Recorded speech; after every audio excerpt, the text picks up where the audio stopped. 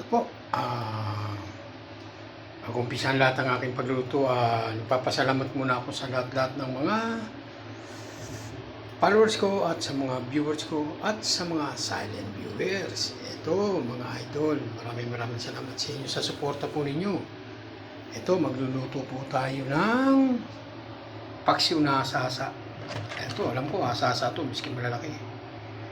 Dalawang piraso ginawa ko, hinati ko sa gitna, ginawa kong apat kasi alam niyo naman ulam dito laging manok.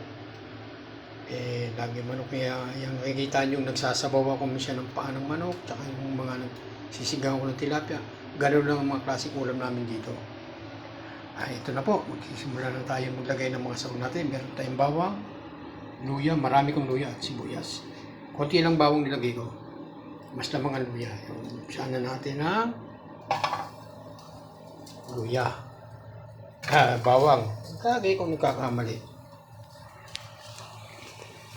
At susunod na po natin ang luya. Kalat natin para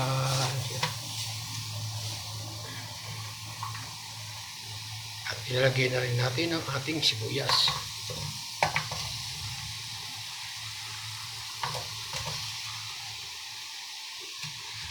At isusunod na po natin ang ating isda. Ayan.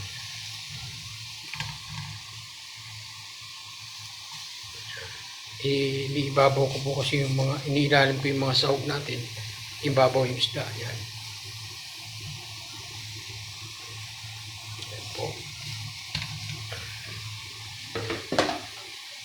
At ilalagay na rin po natin ang ating suka.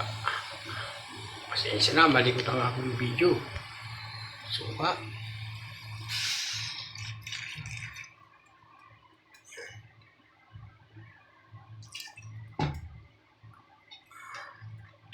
At konting tubig.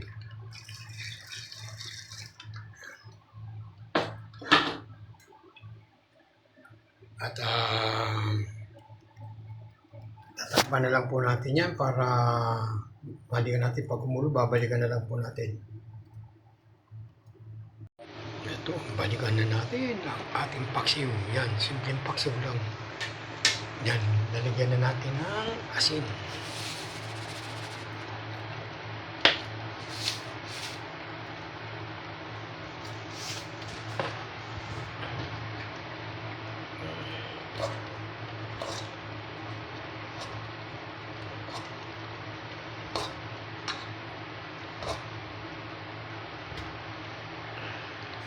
At konting bechin.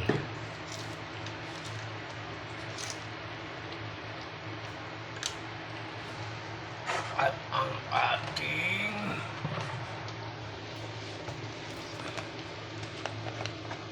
lagyan po natin ng konting mantika para medyo masarap-sarap naman siya.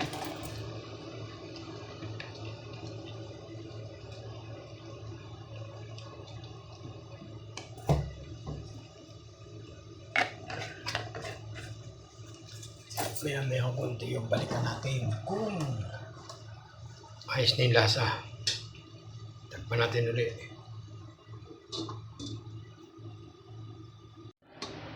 Ayan na, medyo matuyo-tuyo na po yung ating paksiw. Luto na po siya.